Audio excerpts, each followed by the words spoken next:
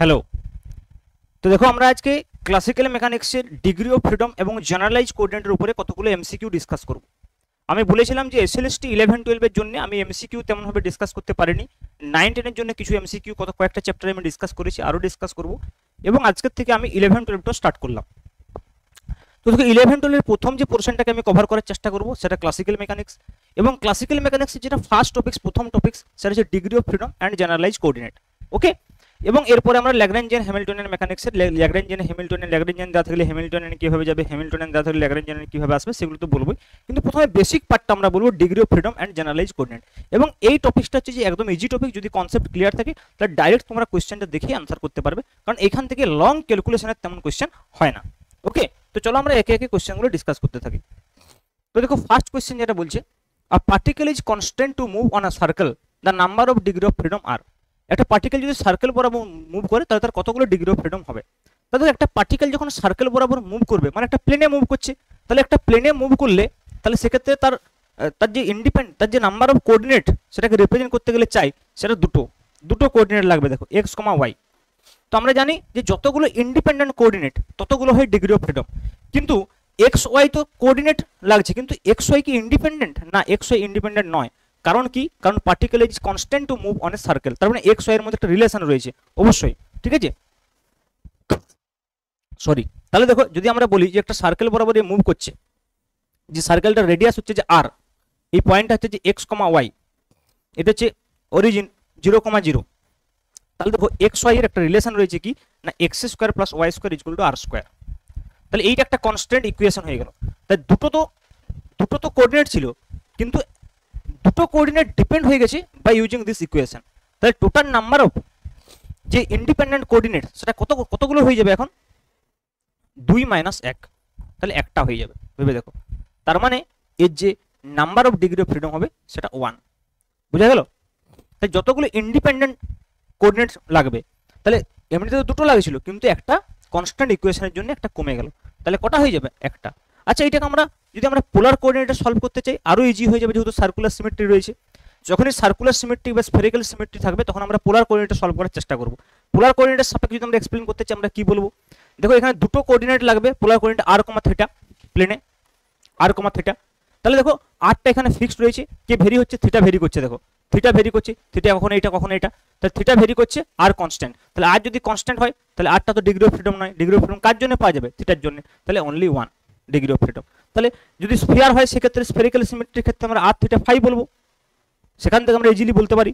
যেমন দেখো নেক্সট কোয়েশ্চেনটা রয়েছে, নেক্সট কোয়েশ্চেনটা দেখো বলছে a mosquito moves on the upper surface of a hollow sphere, the number of degree of freedom. তাহলে একটা হলো স্ফিয়ারের আপার সারফেসে রয়েছে, তাই যদি মস্কিউটোটা সবসময় এই আপার সারফেসে থাকে, ভেবে দেখো তার মানে তার ডিস্টেন্সটা, যে রেডিয়াসটা, যেটা মানে তার যে অরিজিন থেকে যে ডিস্টেন্সটা ক্যাপিটাল আর, বা যদি আমরা একটা স্মল আর দিয়ে প্রকাশ করি তাহলে স্মল আর সবসময় ফিক্সড থাকবে। তাহলে স্ফেরিক্যাল সিমেট্রির ক্ষেত্রে আমরা যদি স্ফেরিক্যাল কোঅর্ডিনেটে যাই, কোঅর্ডিনেট কতগুলো হয়, কি হয়? আর থিটা ফাই হয়।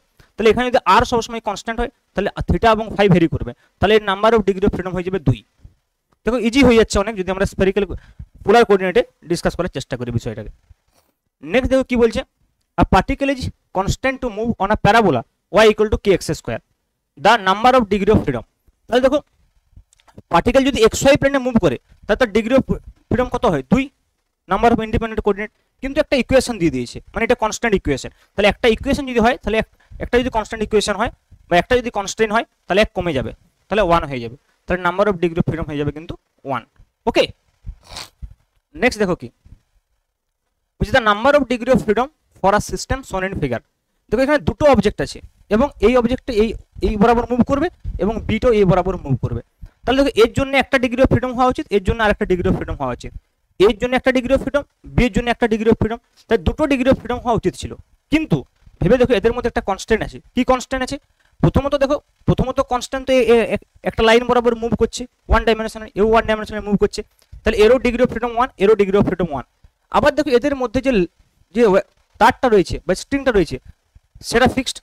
তাহলে স্ট্রিংটা যদি ফিক্সড হয় তাহলে কিন্তু এখানে আরেকটা ডিগ্রি অফ ফ্রিডম কমে যাবে। তাহলে কতগুলো ডিগ্রি অফ ফ্রিডম হবে? 1, দ্যাট ইজ বি। ওকে। তাহলে এইভাবে আমাদেরকে ডিগ্রি অফ ফ্রিডমটা বুঝতে হবে। There are 6 particles lying on a plane, the degree of freedom associated with them. তাহলে দেখো একটা প্লেনে রয়েছে জাস্ট, যদি স্পেসে থাকে তাহলে প্রত্যেকটা পার্টিকেলের জন্য ডিগ্রি অফ ফ্রিডম 3 হবে এক্স ওয়াই জেড। তাহলে যখন প্লেনে চলে এসছে তাহলে এক্স ওয়াই, তাহলে প্রত্যেকটার জন্য এক্স কমা ওয়াই যদি x1 y1 x2 y2 যদি বলি তাহলে প্রত্যেকটার জন্য দুটো ডিগ্রি অফ ফ্রিডম। পার্টিকেল কতগুলো আছে? দেয়ার আর 6 পার্টিকেল, তাহলে 6 × 2 দ্যাট ইজ ইকুয়াল টু 12, তাহলে ডিগ্রি অফ ফ্রিডম হয়ে যাবে 12। ক্লিয়ার? চলো নেক্সট বলছে a sphere rolling down from the top of a fixed sphere, a sphere rolling down from the top of a sphere, মানে একটা sphere রয়েছে মনে করো, ভেবে দেখো একটা স্ফিয়ার রয়েছে, এই স্ফিয়ারের উপর থেকে আরেকটা স্ফিয়ার এইভাবে রোলিং ডাউন করছে। তাহলে বলছে এই কনস্ট্যান্টটা কি ধরনের কনস্ট্যান্টস এখানে আমরা বলতে পারি? Scleronomic, non holonomic and conservative system, only conservative, only scleronomic, only non holonomic. তাহলে তোমাকে কনস্ট্যান্ট সম্পর্কে বুঝতে হবে। দেখো there are different kinds of constant. প্রথমত হচ্ছে যে আমরা কি জানি হলোনমিক কনস্ট্যান্ট মানে কি, যাকে একটা ইকুয়েশন দিয়ে প্রকাশ করা যাবে। নন হলোনমিক মানে কি, ইকুয়েশন দিয়ে প্রকাশ করা যাবে না। প্রথমত দেখো যখন এই বলটা এখানে রোলিং ডাউন হয়ে পড়বে এখানে এসে কিন্তু এটা এইদিকে পড়ে যাবে, তাহলে কি হবে সেটাকে আর ইকুয়েশন দিয়ে প্রকাশ করা যাবে না, ইন ইকুয়েশন হয়ে যাবে। কারণ দেখো এইখানে যখন ছিল তখন তো X square plus Y square plus Z square আমরা বলতে পারি ইকুয়াল টু আর স্কোয়ার, কিন্তু যখন এইখানে চলে গেছে তখন দেখো কিন্তু x square plus Y square z স্কোয়ারটা গ্রেটার দেন এ স্কোয়ার হয়ে যাবে। তার মানে কি যখন এই দিকে চলে এসছে ভেবে দেখো তখন আর ইকুয়েশন দিয়ে প্রকাশ করা যাচ্ছে না, ইন ইকুয়েশন দিয়ে। তাহলে প্রথমত এটা তো নন হলোনমিক হবেই। সেকেন্ড থিং দেখো এখানে গ্র্যাভিটেশনাল ফোর্স ছাড়া অন্য কোনো ফোর্স নেই, তাহলে কনজারভেটিভও হবে, তাহলে নন হলোনমিকও হবে, কনজারভেটিভও হবে এবং স্লেরোনমিকও হবে। স্লেরোনমিক মানে কি, মানে হচ্ছে টাইমের উপর ডিপেন্ডেন্ট নয়, টাইমের উপর ডিপেন্ডেন্ট হলে রিওনমিক কনস্ট্যান্ট। তার মানে দেখো এই তিনটে বিষয়কে স্যাটিসফাই করছে। স্লেরোনমিকও বটে, মানে কি টাইমের উপর ডিপেন্ডেন্ট নয়, নন হলোনমিক একে ইকুয়েশন দ্বারা প্রকাশ করা যাচ্ছে না, ইন ইকুয়েশন দ্বারা প্রকাশ করতে হচ্ছে, এটা কনজারভেটিভ সিস্টেম কারণ গ্র্যাভিটেশনাল ফোর্সের আন্ডারে রয়েছে। তাহলে option A is correct. Clear? চলো next, how many degree of freedom does a rigid body possess? Rigid বডির ডিগ্রি অফ ফ্রিডম কত হবে? দেখো একটা রিজিড বডির ডিগ্রি অফ ফ্রিডম সবসময় 6 হবে, এটা মনে রাখবে। দেখো আমি একটা এক্সাম্পল দিয়ে বোঝানোর চেষ্টা করি। রিজিড বডির ডেফিনেশন কি না, রিজিড বডির মধ্যে যে কোনো দুটো পার্টিকেল যদি থাকে সেই দুটো পার্টিকেলের মধ্যে যে ডিস্টেন্স সেটা সবসময় ফিক্সড থাকবে।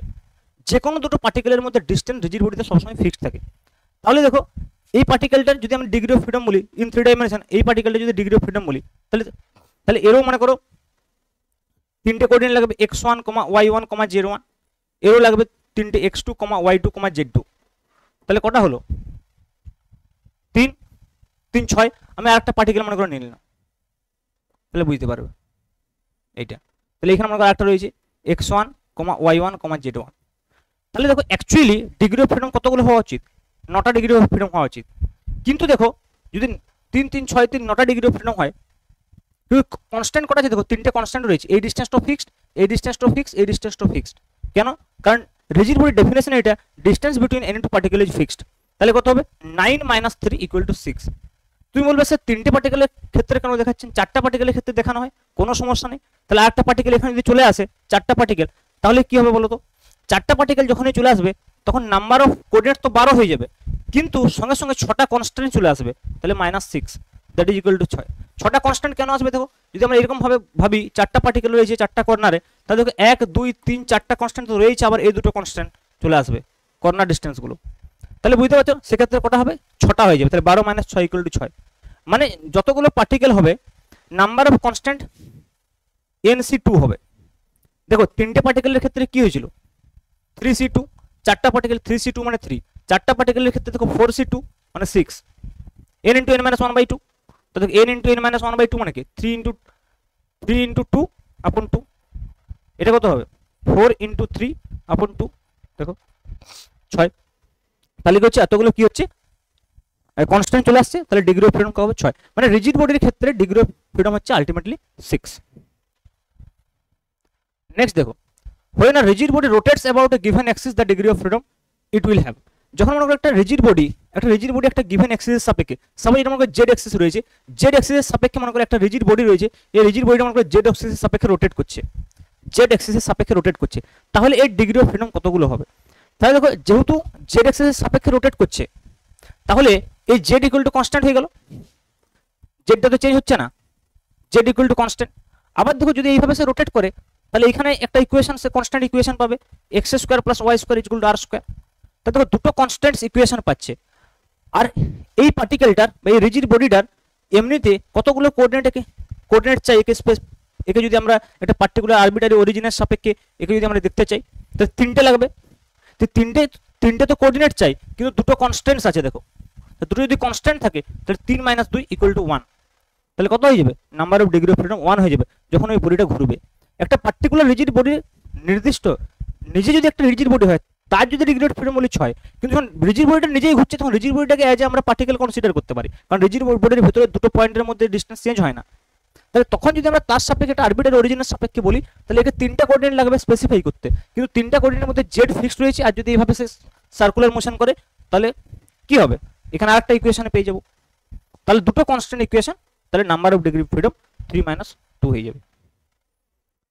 When a cylinder rolls without slipping on a plane, তাহলে দেখো সিলিন্ডারটা কি হচ্ছে উইথাউট স্লিপিং কি হচ্ছে? রোল করছে। তাহলে রোলিং মোশনের জন্য একটা ডিগ্রি অফ ফ্রিডম আর তার সঙ্গে ট্রান্সলেশন মোশনও হচ্ছে, তাহলে আর একটা ডিগ্রি অফ ফ্রিডম, মানে দুটো হবে।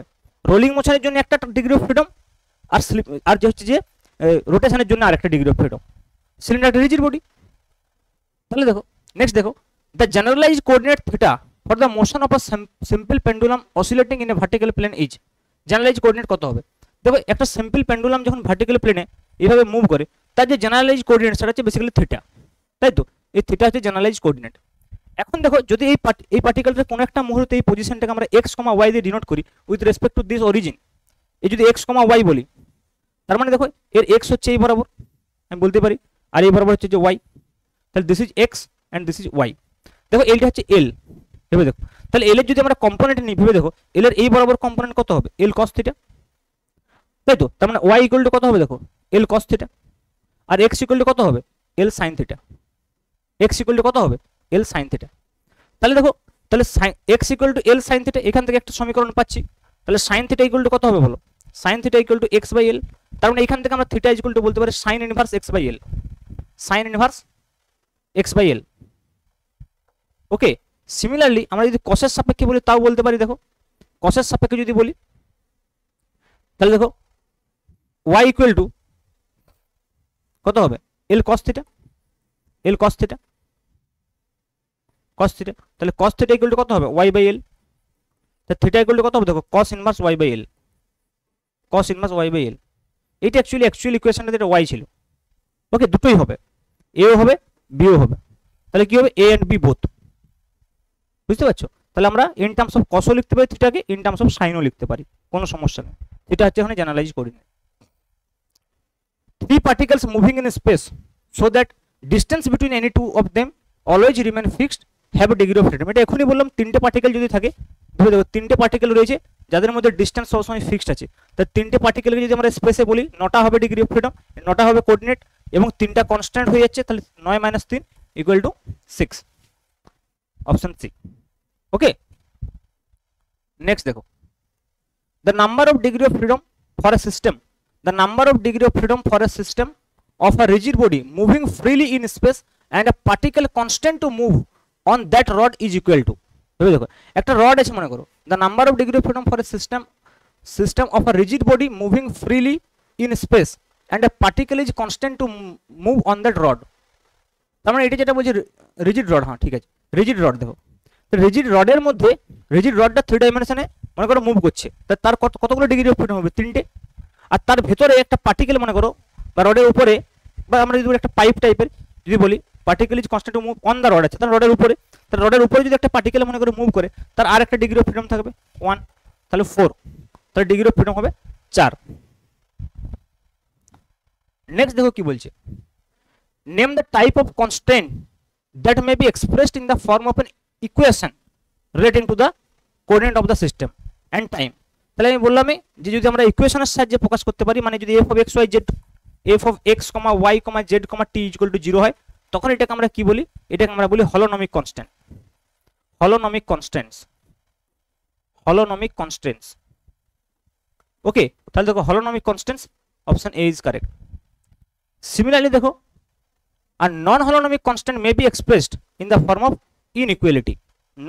নন হলোনমিকের ক্ষেত্রে এটা এরকম হতে পারে f of x, y, z, t is greater than equal to 0 or less than equal to 0, তাহলে সেক্ষেত্রে কি হবে? সেটা হবে নন হলোনমিক। সেলেনোমিক কনস্ট্যান্টস আর সেলেনোমিক কনস্ট্যান্ট আমি কি বললাম? ইন্ডিপেন্ডেন্ট অফ টাইম, টাইমের উপর ডিপেন্ড করবে না। রিওনমিক হলে কি হবে? টাইমের উপর ডিপেন্ড করবে। Constants in the case of rigid body, rigid বডির ক্ষেত্রে কি হবে, constant in the case of rigid body, rigid বডির ক্ষেত্রে যে কনস্ট্যান্টস হচ্ছে সেটা কি ডাইনামিক, সেলোনোমাস নাকি রিওনোমাস নাকি static constant? Obviously scleronomic constant, independent of time, টাইমের উপর ডিপেন্ডই করবে না রিজিড বডি সবসময় 6। An example of a rheonomic constant is, rheonomic constant মানে টাইমের উপর ডিপেন্ড করবে, bead rotating on a wire loop, না bead on a rotating wire loop. একটা মনে করো ওয়্যার লুপ যে রোটেট করছে তার মধ্যে একটা বিড রয়েছে, তাহলে সেটা কি টাইমের উপর ডিপেন্ড করবে, তাহলে that will be the rheonomic constants. Okay, এটা একটা পপুলার এক্সাম্পল। নেক্সট দেখো, if a generalized coordinate has the dimension of momentum, generalized কোঅর্ডিনেটের মনে যদি মোমেন্টামের ডাইমেনশন থাকে তাহলে জেনারেলাইজড ভেলোসিটি মানে কি হবে, তাহলে কোঅর্ডিনেটের ডেরিভেটিভ জেনারেলাইজড ভেলোসিটি, তার মানে মোমেন্টামের ডেরিভেটিভ হবে। দেখো generalised coordinate has the dimension যদি মোমেন্টাম হয় তাহলে জেনারেলাইজড ভেলোসিটি কি হবে, তাহলে মানে মোমেন্টামের ডেরিভেটিভ হবে, তাহলে মোমেন্টামের ডেরিভেটিভ কি হবে, মোমেন্টামের ডেরিভেটিভ কি হবে, ফোর্স হবে, ফোর্স হবে। Okay, option C is correct. The product of any generalized momentum and the associated conjugate coordinate, দেখো মোমেন্টাম আর কোঅর্ডিনেটের যদি আমরা প্রোডাক্ট বলি তাহলে সেটা কি অ্যাঙ্গুলার মোমেন্টাম দেবে, অ্যাঙ্গুলার দেবে, তার মানে এটা অ্যাঙ্গুলার হবে, অলওয়েজ অ্যাঙ্গুলার ডাইমেনশন দেবে।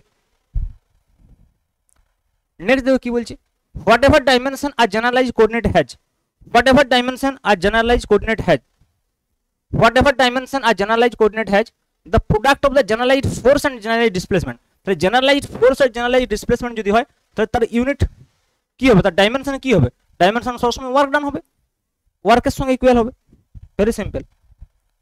নেক্সট দেখো, two particles move on a space curve and have a fixed distance between them have degree of freedom, দেখো স্পেস কার্ভ বলছে, two particles moving on a space curve, স্পেসে কিন্তু বলেনি, space কার্ভে বলছে। Okay, and have fixed distance, তাহলে দেখো দুটো পার্টিকেল যদি একটা কার্ভ লাইনের উপরে চলে তাহলে এর একটা ডিগ্রি অফ ফ্রিডম, এর একটা ডিগ্রি অফ ফ্রিডম, দুটো, কিন্তু তাদের মধ্যে যদি ডিস্টেন্স ফিক্স থাকে তাহলে 2 - 1 ইকুয়াল টু 1, তার মানে 1 হয়ে যাবে। যদি 3 ডাইমেনশনে বলতো তাহলে আমরা 3 3 6 - 1 করতাম, কিন্তু বলে যে 3 স্পেস কার্ভের উপরে চলছে মানে একটা লাইনের উপরে চলছে। The constraints on the motion of a particle in a plane reduce the number of degree of freedom, দেখো একটা পার্টিকেল যদি প্লেনে চলে তাতে কতগুলো ডিগ্রি অফ ফ্রিডম রিডিউস হচ্ছে, এমনিতে স্পেস হলে 3 হতো, তাহলে প্লেনে চলে এসেছে 2 মানে একটা রিডিউস হবে, তাহলে কতগুলো রিডিউসড হবে 1। চলো next, a particle is constant to move along the inner surface of a hemisphere, the number of degree of freedom, same outer sphere, outer surface এর জন্য যা হবে ইনার সারফেসের জন্য তাই হবে, কারণ ইনার সারফেস হলো তো সেই ডিসটেন্সটা ফিক্সড, ইনার সারফেস হলো তো সেই ডিসটেন্সটা ফিক্সড, তাহলে চেঞ্জ হবে কি থিটা এন্ড ফাই, আর থিটা ফাই তিনটে কোঅর্ডিনেট, অনলি চেঞ্জ হবে থিটা ফাই, আর তো ফিক্সড, তাহলে দুটো ডিগ্রি অফ ফ্রিডম হবে, তাহলে degree of freedom will be 2।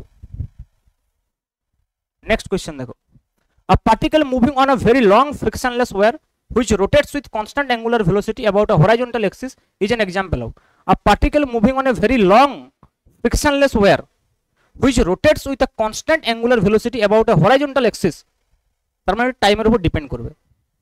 ওকে, তাহলে এটা হয়ে যাবে তোমার রিওনমিক, ফ্রিকশনলেস বলছে তাহলে কনজারভেটিভ হবে, তাহলে রিওনমিক, হলোনমিক এবং কনজারভেটিভ।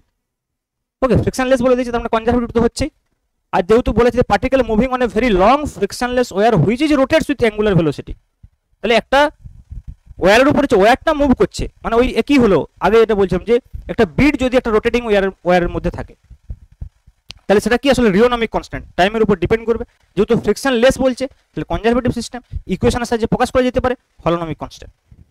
ওকে, তাহলে এই কোশ্চেনগুলো কিন্তু আমরা এখান থেকে করলাম, খুব ইম্পর্টেন্ট বিষয় বা ইম্পর্টেন্ট কয়েকটা কোশ্চেন, এই কোশ্চেনগুলো কিন্তু খুবই ইম্পর্টেন্ট তোমাদের এক্সামের জন্য। ওকে, তো চলো আমরা নেক্সট ক্লাসে ল্যাগ্রাঞ্জিয়ান হ্যামিল্টনিয়ানের আরো কিছু প্রবলেম সম্পর্কে ডিসকাস করব। আজকে এইটুকুই থাক, তোমরা যদি এই কম সময়ের মধ্যে কোর্সটা নিতে চাও নিতে পারো, এখন ডিসকাউন্ট চলছে, তোমরা নিয়ে নিতে পারো, 1 মাসের মধ্যে তোমরা সব ম্যাটেরিয়ালসগুলো অন্তত পেয়ে যাবে, যদি সেপ্টেম্বরে এক্সাম হয়, আর সেপ্টেম্বরে এক্সাম না হলে তো তোমাদের কাছে এমনিতে অনেকটা টাইম হয়ে থেকে যাবে। ঠিক আছে, থ্যাংক ইউ।